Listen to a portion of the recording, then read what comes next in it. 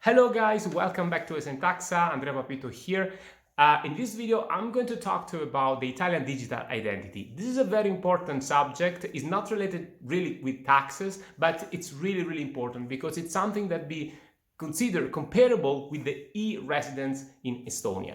In this video, I have present some slides. So I'm going to project some slides for you in order to understand exactly what is this SPID, or known as SPID, and how it works, how to use it, and stick to the end of this presentation because I'm going to give you also information about a parallel system along with this digital identity and some personal consideration in comparison with the Estonian e-residency.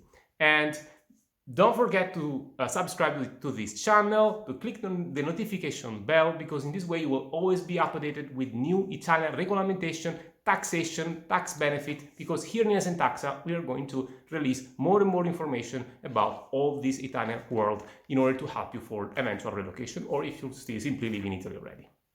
The public system of digital identity in Italian is called SPID or SPID, and basically is an application that you can download at on your iPhone and allows you to log in everywhere that has a public icon and for this specific application. So you can log in into the Italian tax agency. You don't have to subscribe, you just can log in straight away, and inside of it you will find already your data, all this information about your fiscal situation. You can log in at your healthcare website to check exactly what's your status, what's your document with your doctor. You can log in at a website for the national security public institution, so you can check how much money you have already paid for your future pension, etc., etc. So who can apply for the SPID? Of course, who is living in Italy, having a valid Italian document, or Italians living abroad. So it means that you're not living in Italy, but for some reason you got the Italian citizenship, maybe because your ancestors were Italian, and then you also have the chance to use the SPID or SPID system. So let's go a little bit in details on this because this is a very important thing. Nobody is thinking about it, but it's going to be one of the main key points of makes your life easy in Italy. You can easily look into each Italian public institution which has the following symbol. So whenever you find the symbol here, this label, you can log in with your SPID. How do we apply for the SPID? So we have the following government website, this one here. I found, of course, the English page for you. The English page is going to be completely turned in English language because this is when you see here to update, it means that has to be still translated in English. So as you can see, it's a very recent website. It's something that Italy just is developing right now. It's something that completely new for this country. Here it explains you exactly how it works, how to obtaining, and moreover, you have 3 ways of be identified digitally. So you first need to be recognized in person, so when you have to go physically in a certain Italian office, or via webcam or online recognition, maybe sending the money, sending the documents. And sorry for my lapsus about money, but I wanted to mention that the SPID is completely for free. So you don't have to pay anything. It's a free public service. So if you want to read more instruction, you have to just click on it. You will be Ciao, redirected mi chiamo to Marco. YouTube. Avete già attivato? And even though this explanation is in Italian, you can basically change your language and set up here the English subtitles like this. That's it, and you will have it. You can basically understand what the guys say. SPID è il sistema che vi permette di accedere. This for each video. And if you go in a button request for the SPID, you have also the instruction in case you live in Italy and in case you live abroad.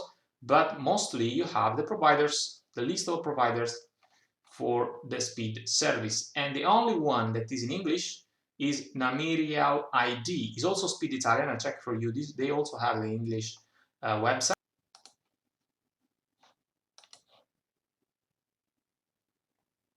And here, get for free.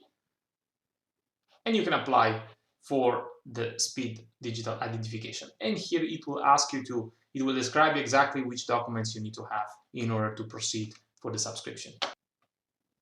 To apply for the SPID, basically, in summary, in few words, you have to bring with you the email address, the cell phone, even though it's a foreign one, no problem, but you need to have the valid Italian document. So if you don't have this, you cannot apply for the SPID. So basically, this happens when you're already moved to Italy, and then you can apply for the SPID in this case. And then the healthcare card, the one that we saw, the blue card, tessera sanitaria that we saw before, or the fiscal code, so the green-white card that has a fiscal code at the top of it. Okay, guys, so I hope you understood correctly how the SPID works. As I told you at the beginning of this video, you have an alternative way to become Italian digital citizen or simply acquiring the Italian digital identity. And how to do so? It's simply having the new Italian identity card, which looks like this. Having this Italian card, which is automatically released if you're moving to Italy, if you're living in Italy as a resident, you have to download an app which is called CIE app, which is called CIE, which is the name of the ID card. And whenever you find this icon in any website, government website, it means that you can access with your ID card on the website. So you download this app, you put the code, the number of this card, you have a QR code, a double authentication process, and then you can log in this website, to the Italian tax office website, to your healthcare system website, whatever things that is public. And you can also nowadays, download for free certain certificates from your communal residence, simply using this ID card or with the SPID that we have talked before in this video. I hope I gave you all the bureaucratic information you need to know about this Italian digital identity. About the Estonian E-residency, in my opinion, there are some differences. With the Estonian residence, it's E-residence. It's something that used for who is not living in Estonia, who is living outside Europe and needs to open a company to work in Europe. The Italian digital identity is not meant for this, but it's simply meant for somebody that doesn't want to go physically anymore in certain public administrations. Because in Italy used to have a lot of problem with the bureaucracy, a lot of complex bureaucracy, a lot of things that you need to do with your physical presence, and these kind of things really steal a lot of time of your work, of your daily life. So in this way, with this Italian digital identity, you can really manage everything from home, and you can also stay abroad and working from abroad, having an Italian residence, and basically access to those public administration websites and provide any kind of administrative procedure without any problem, being everywhere. So you cannot really open a company from abroad with this Italian digital identity. It's not really meant for this. There are some exceptions. There are some way of giving to some lawyers some power of attorney, but it's not really meant as the e-residence as the Estonian one. If you want to know more, if you want to go a little bit more in details and see which is best, having an Italian company with the Italian digital identity or moving towards the Estonian one, or see the differences, or simply if you want to move to Italy, if you want to relocate to Italy and understand the taxation, right below this video you have all the contact, the email that you can use to write us, ESENtaxa@gmail.com, and the link to our services for any kind of consultation you need.